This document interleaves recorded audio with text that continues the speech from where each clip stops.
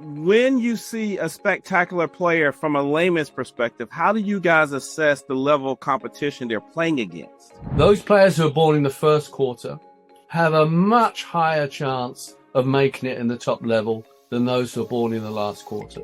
So if you look at Premier League players here in England, who are from England, something like 40% of them will have been born in the first quarter. What is interesting is that the quarter four players, there are fewer of them, but once they're in the system, they proportionately do better than the first quarter players. So I'm not wasting any time. So guys, these are quick outtakes. So let me give everyone some background, and this is going to go into the podcast. Typically what I do when I set up a podcast is I talk to the person, figure out what we want to talk about. I have some questions and see the direction of the interview. But Chris, what the nuggets that you're dropping, they're so rich. I don't want them just to be in my head. So I'm like, we're just going to let the camera roll, and what we get is what we get. Now, I was actually introduced to you by a member of the Facebook group who is also a friend of mine and a respected soccer parent.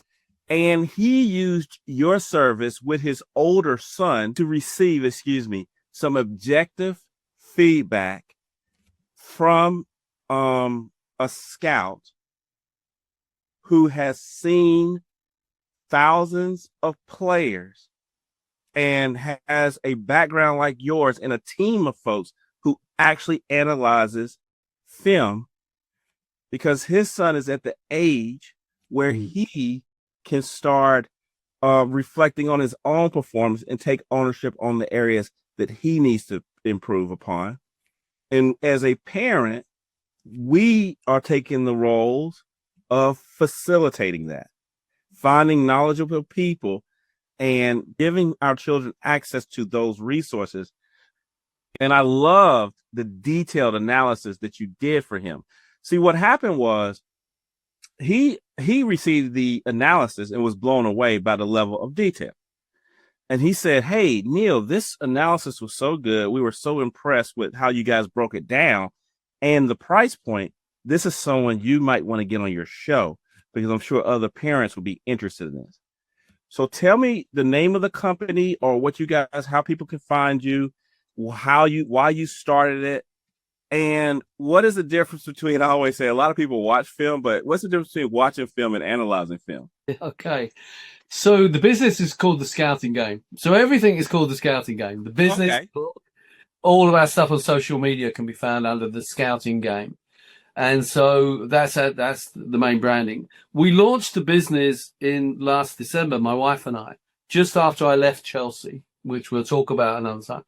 And before I could join my new club, we had 3 months, we'd had so much response to our videos about scouting and trying to help parents that there was obviously a business there. My wife is much smarter than me, and she said, we got to run a business here. And so we launched the business. So what we do, we now have a team of analysts who work on this as well, is people send us videos, full match videos, and we analyze them, and we do a report, and then I do an hour's Zoom. So I can remember working with Tyler and his son very well, remember the player very well, good player. And we had an hour conversation and went through a 15-page report. Nobody breaks down someone's performance like this in this detail. And a lot of it, we were focusing on, okay, so this is strengths and weaknesses, but what do you need to do to get better? And how are you going to get better? So we try and make it very practical and very forward-looking as well. And so that service that we gave to Tyler and his son was what we do. And we have a team, we work all around the world with players from age 7 upwards. I recently did an analysis of a player in the Champions League game here in Europe. So it broke up a little bit. You said you recently did one for what? A player who's playing in a Champions League game here in Europe. Really? Yeah. He's a good player too. And so it's the whole range. Your whole age range, ability range, boys and girls, of course, everything. And so we have a team now that does a lot of the background work, but I still front it up. But meanwhile, after a few months of running the business, then I started my work also at Southampton full time, where I'm head of academy recruitment. at a Premier League club again. So pretty busy. Man, you're really busy. So let me throw a couple of things at you. Number one, when you see a spectacular player from a layman's perspective, how do you guys assess the level of competition they're playing against? Yeah, it's very important. So that's where you divide up performance and potential. Performance is how a player plays on the day.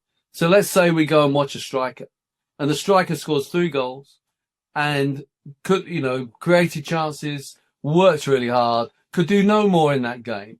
So you'd score him highly on performance. But the standard of the game may have been very low. He may not have been particularly quick, for example, but he was quick in that context, in that level. So in terms of potential, he might actually score low. This became apparent. My wife and I were sat a couple of years ago at a youth team game one night. You can see how I can show a girl a good time. We went out to a youth team game one night, not far from us, and a player scored 4 goals. And so Julie said to me, will you follow him up? Will you do anything with him? Because he's been the star of the show. And I said, no, because he didn't do this, he didn't do that. The performance, the opposition was poor. And so she said, will anybody tell him that? Will he get that feedback from anybody? And that's when we started talking about doing the business.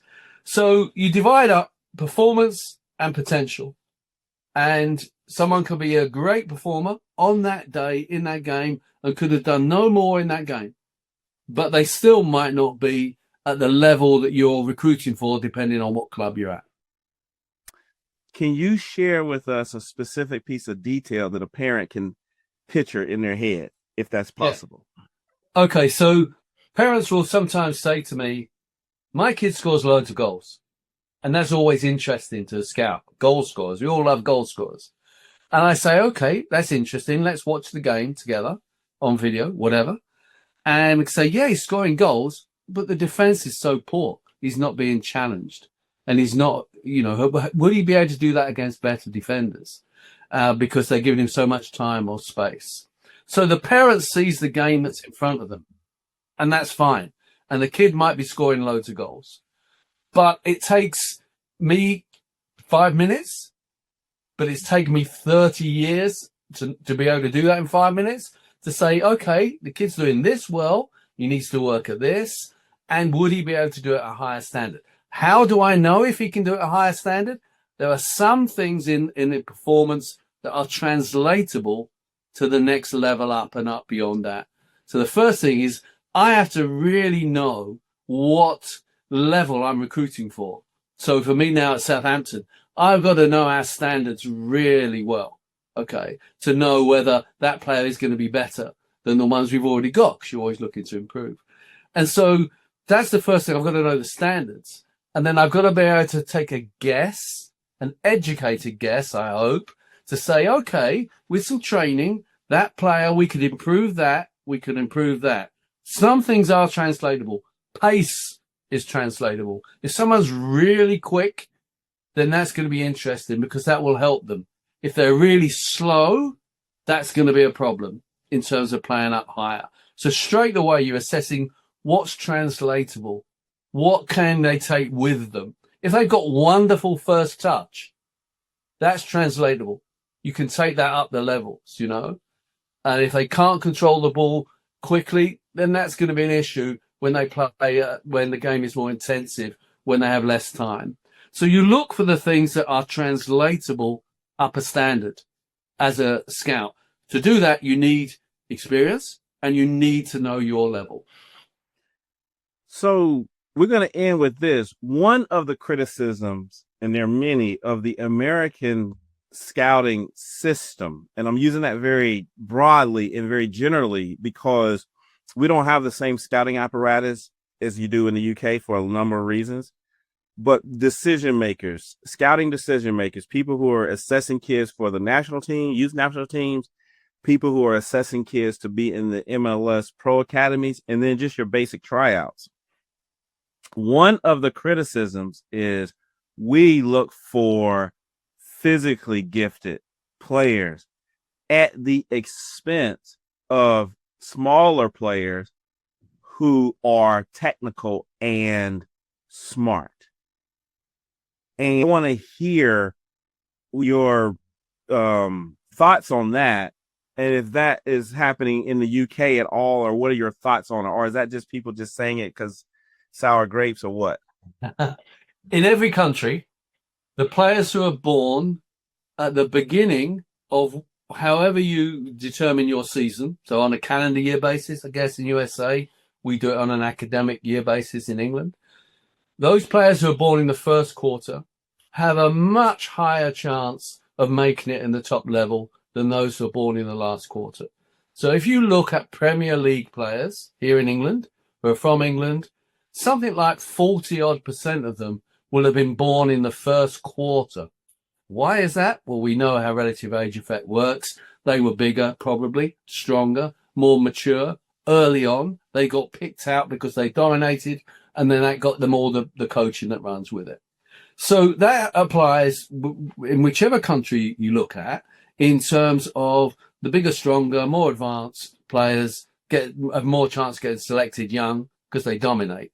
So if you're born in the first quarter as opposed to the last quarter, when you're 7, 8, 9 years old, that's a massive part of your life that you've got an advantage. You may have an advantage over kids. So we see this in every country.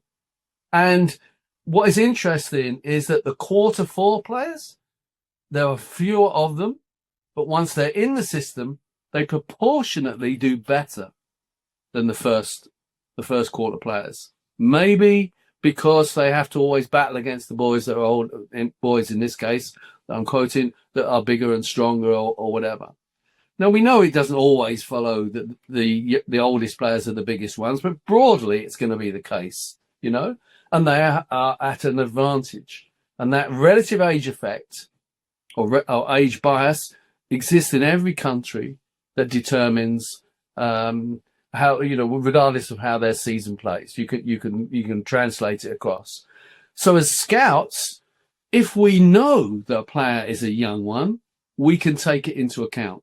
But when we first see a player, we probably don't know how old they are. We probably don't even know their name at the start of the game. We're just watching the game. And you see that player is affecting the game. And it takes a really experienced scout to be able to say, that player's not physically strong, but they're making good decisions. Or the other side of that, that player is dominating the game, but it's only because they're bigger and they're stronger. Technically, they might not be great. They might not be making great decisions. So an experienced scout can begin to balance these things up. Once you're in the program, whatever the program is, a good program should be able to take all these things into account, and everything should be based on an individual and what they need. But these bigger, stronger, early maturers will have an advantage, and that applies everywhere. And it takes experienced and really switched on scouts to be able to see beyond that. And I am very empathetic to that because I have also, through my son, I've seen kids who are just complete physical specimens at their age, like man-child, who are just as motivated, very technical, have decent soccer IQ. And because they have these natural attributes, and that's going to be my question to you, I would have felt like the scouting community would say, all of those other things, if we get them into the system, we can improve upon. But we can't make them faster, like in that way, big in that way, tall in that way. So that's why I'm very sensitive to that argument and that criticism of, you know, Americans are looking for big, fast, and strong because it is a sport. Yeah. And so, that's just an empathy piece. Yeah, Neil, I understand. It's a physical competition after all.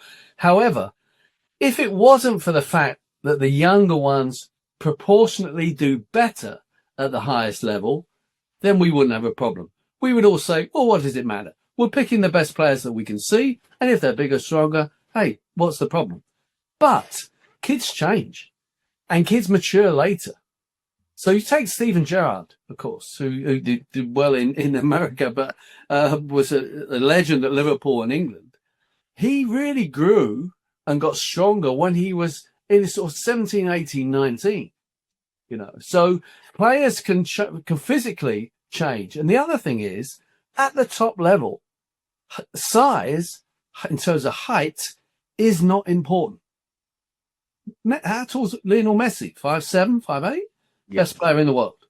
Or was, arguably. So it doesn't matter that he's not 6'2". He's a different type of player. All players have to be strong.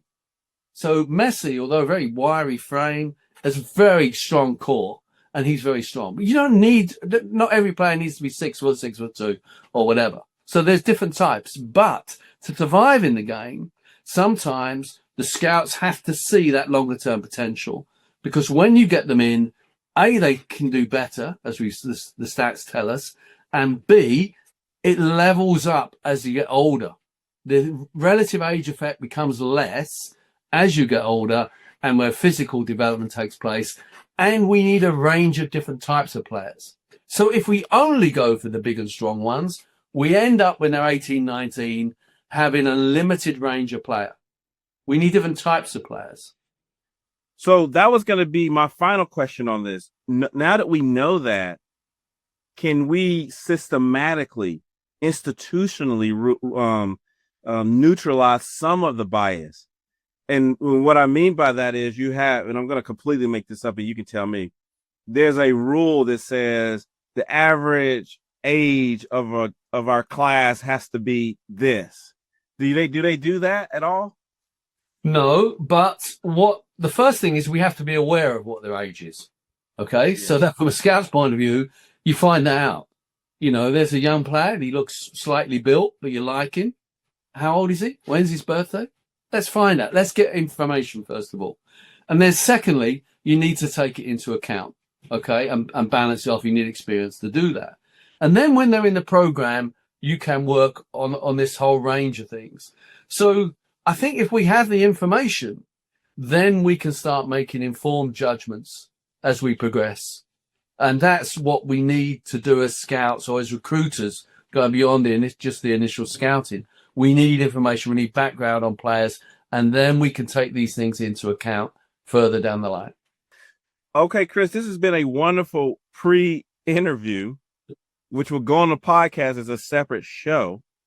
And we touched on the video analysis and the inherent bias that all nations struggle with in what I call optimizing or building capacity in player selection, getting the best, most qualified people to effectively do the job. And in football, unfortunately, you don't get to give out a CV and just that's all you need. You got to see video. You got to have a predictive element. You got to have all of these other variables, and they got to have the mindset to want to do it. We even touched on that. Yeah. And so it's very hard. And so this has just been an entertaining conversation, and one that I hope will lead to future conversations for parents who want to utilize your video analysis service. So the other thing, Neil, sorry to jump in. The other thing go ahead. Is I have 5 sons. 3 of them have been through professional football academies. So I've been there as a parent as well, you know? So I see it from a parent's point of view. So I absolutely relate to what you're saying. Yes, exactly. Never listen to me either. They ain't gonna listen to me. You know what I'm saying? I just stop. I'm like, you. But the funny thing is, and you probably know this, even though you're in football, so it's gonna be different. By the time they get my older son's age is 14, he's teaching me. I mean, It's more of an adult conversation. Like, what are you saying? Because I can't, he knows more about it than me. So I just listen to him, and he actually educates me on what was happening and what he was thinking in the game. It's almost like having a post-match interview. So at that stage of the game, but I don't know that detail. And I don't have time to watch his live games. I'm definitely not going to go watch 60 minutes of film trying to pick out little things here and there. That ain't going to happen. So I think this is going to be a wonderful service that many people are going to take advantage of. And it's really going to help us. Because I'll end with this. This is what I was going to say. One of the biggest challenges we have in the States, okay, when it comes to parental expectations of their players' performance. The elephant in the room is parents are parents. We know I'm a parent. You know, my son is the greatest thing since sliced bread out there. And I see all the good stuff, and he's amazing. We're all parents. But even the most level-headed parent in the world struggles to know, does he have something? I don't know how good the other team is. Or am I just in la la land? And how good are the kids in England? And what would happen if, and I'm going to just throw a random, if Jude Bellingham was on this team, would he have scored 15 goals? Like, even the most level-headed parent just doesn't know. No, absolutely. And they're not going to know, Neil, are they? Because that's not their business, you know, and they're not going to have the opportunity to know what a top level academy under 14 is like, if that's what their age is. They're not going to know. I do, because it's my life and it's my work and it's my business. So they have to get opinions from people who do know those standards. And there aren't many of us around, you know, who've worked at all the levels. So it's hard. For parents who are often shooting in the dark, in a sense, you know. It's uncharted territory. I can tell you exactly what would happen at every stage for your two sons if they were in English academies, because I've worked in them so long. But if you've never been to an academy, let alone worked in one, you're not going to know that. So, and it's not fair to expect. So all parents can do is to support their kids, hope their kids are having fun and they're enjoying it, because that's really important. And at some time, they're going to need to ask for advice from someone. And that's why we started the business, because there was no one who could give independent advice. And there's no one who's going to have the nerve to say, Neil, your son's good, but he's not that good. I can say that, hopefully in a nice way, because I hopefully have the credibility having worked in the game at the top level. But then we can talk about, okay, but how does he improve? What does he need to work on? So it still can be a positive message, but to be a realistic message, it has to be based on knowledge. And so you have to find people with that knowledge and experience. Great. Guys, I sat down with Chris Robinson. Chris, what is your title now? And tell us the name of your company. So it's the Scouting Game is our business that does the assessments. And I'm a director there. And I'm also, at the same time, head of academy recruitment at Southampton Football Club. It was nice talking to you. Guys, we'll be right back next week with more from Chris Robinson.